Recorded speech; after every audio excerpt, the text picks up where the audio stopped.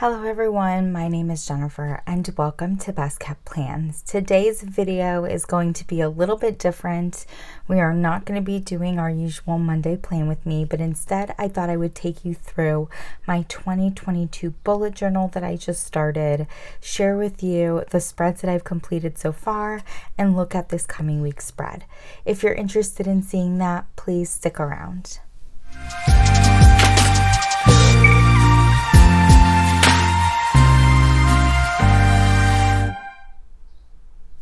So I've always had an interest in bullet journaling and stamping, but always have been a little bit intimidated to try it myself.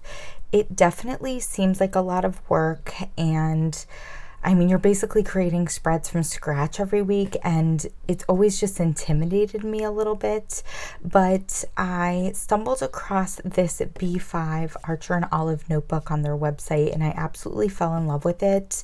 I have A5 bullet journals, and to me it just seems like a little bit too small of a size for weekly spreads, and so I've always wanted to try B5 size if I was going to try a bullet journal for weekly planning. And so I couldn't resist purchasing it, and over the last several weeks, and honestly probably closer to a month, I've just been slowly gathering supplies, buying inks, buying stamps, things like that, to be able to utilize this the way that I envisioned. And I wanted to share with you all what I've done so far. I'm definitely learning as I'm going, and you'll see that I definitely stuck with a color palette, especially with regards to my April spreads. So again, this is an Archer and Olive notebook. It is B5 size. I don't know what that is measurement wise. I think it's like 6 or 7 by 9, something like that. Probably a little smaller than that, but I didn't even put my name on the front. If you guys can see that. I haven't actually gotten that far. And I didn't utilize this first page here. I always feel like it doesn't quite open up and lay flat, so I kind of skipped that page. This is what I use when I'm stamping, actually, to get the excess ink off. And so we do have my cover page here, and it just says 2022, and I just put down a bunch of different leaves in different colors here on the side. Not 100% in love with this cover page. This was actually my second attempt at the cover page. You can't really tell, but I actually cut out the first page of here because I put one together and I did not like the way it came out. So this was my second attempt.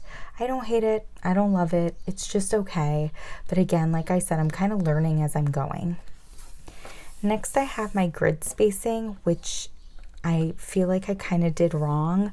I didn't leave like any boxes between when I was like putting it together, and I think sometimes that's something that I might want to have. Like for instance, if I break something into thirds, right, like which is the orange color, I didn't actually like break it into thirds, leaving like an empty box in between, if that makes sense. So eventually I might want to do another grid spacing guide and just put it like all the way in the back. Here I have my year at a glance. I actually really love the way that this page came out. There's a little bit of an error here. I put August before I put July. Unfortunately, but that's okay. I'm gonna like put this close up so you can kind of see the details. So I did write in the months myself, but I used stamps for the monthly headers, and I did use like a paint splatter behind, and I just really like the way that that ended up coming out. So it's definitely one of my favorite pages so far. And then I went into this future log page set up here, and this actually, I got this look from Joshi Corin. She, for one of her 2022 bullet journal set up, had a very similar future log, and I just thought it was really nice. I thought it made a lot of sense. So I decided to base mine off of that, and I really like it so far. Then I go into April. So I did a very minimal, very neutral April cover page with just a small little quote here that says find joy in the ordinary. And then over on this side, I used a similar stamp, or the same stamp in this blue color that I utilized behind April. And I put just a little quote that says Self-Love Club. After that, I went into a currently page and a tracker page. Now, I think that when I put together May, I'm going to flip this a little bit and first go to my monthly view. I think that would make more sense for me. And I kind of wasn't thinking about it clearly when I put these pages together. So definitely a change I think I'm going to make for next month. But I'm using these currently stamps. They are from Explorers Co. or something like that. Really like that. And then I put this tracker together, kind of put some random stuff down here. I might fine tune what I'm tracking next month. And as you can see, I stuck with this blue color that I utilized for the April cover page, and I also added in this yellow. And those are the colors that I'm going to be using for the entirety of April. Next, I have my April monthly spread. Definitely something I'm going to fine tune a little bit for next month. I don't like having this box split in half, so I want to make sure that I don't do that next time. I also made a little bit of an error down here, so I used some washi tape to cover it up. But again, stuck with the blue and yellow as my colors. And then I go into my weekly spread. So I'm trying different things out and just seeing what I like. And again, sticking with these same colors and basically just like 3 different stamps for the entire month. These, or no, 4. This floral and these squares. And then on my next weekly, you'll see I have these like lines and then a different floral. This is the current week spread that I'm in. I actually did some swatches here of my Distress Oxides. Really like the way this came out. I was trying to figure out how I felt about a like vertical spread, and I do think I like it, but I would definitely tweak it a bit if I did it again. I like how wide these columns are, and so I would definitely make Saturday and Sunday together work, but I do think I would extend them down more and have smaller like note sections down here, more so to give myself more room on Saturday and Sunday since they're sharing a column. I did put a little book thought section here just as something different, and then this note section, which I ended up taking up to do some swatches for myself, but definitely like the way that the vertical came out. I think that these, and I didn't mention that here even on this sheet, but like the florals and the other more deco looking stamps that I used, I believe are from, oh gosh, it might be from Everyday Explorers Co. as well. I think that's the name of the shop. And then I know I definitely have some stamps from Studio Calico, but I just can't remember which ones are from which. And then this is next week. So I'll be posting this on Monday the 18th. So this week, I'm obsessed with how this came out. I'm like so excited with how this came out. I feel like I am finally finding a groove and a rhythm when it comes to stamping and layering stamping. And I even tried to incorporate a little bit of washi tape in this spread so that it would kind of, tie in with the monthly spread because I had to use washi to cover up an error. And I love the way it looks to mix things like that.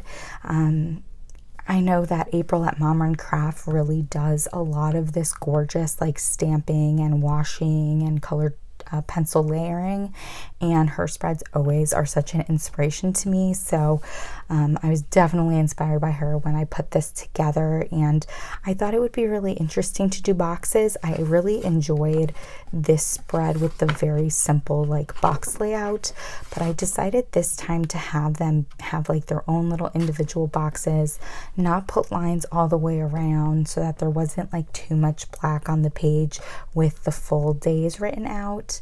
I did make an error here, and I actually stamped Tuesday instead of Thursday, so I did put a piece of scrap bullet journal paper over it and re-stamped it, and I think it actually does not look that bad, which is great. So I'm really excited to use this spread this coming week. I also really like the way that this box came out here. No notes box. I don't feel like I actually really need one when I have a layout like this. If I look back a couple weeks, like I barely used this notes page here or this notes box here. I didn't really need it. So moving forward, when I do spreads like this, I think instead it makes more sense to utilize it to have like more deco and a quote and stuff like that. And I ended up including that it's the 16th week of the year, just as a way to use these letter stamps, which are from Heidi Swapp. And I had just received them when I put this together, so I wanted to use them for something, but knew they would be too big to stamp the days of the week.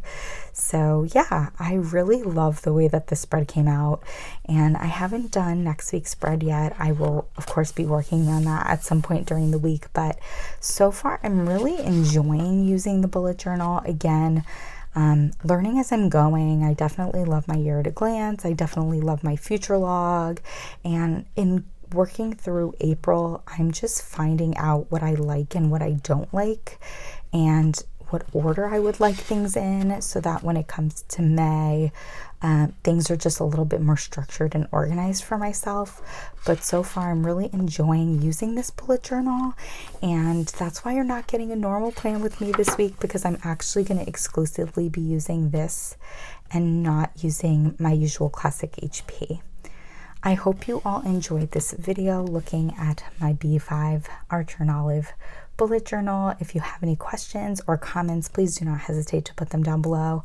I will definitely try to include links with the names of the companies that I purchased my stamps from if you're interested in that. And as always, everyone, please be safe. Bye-bye.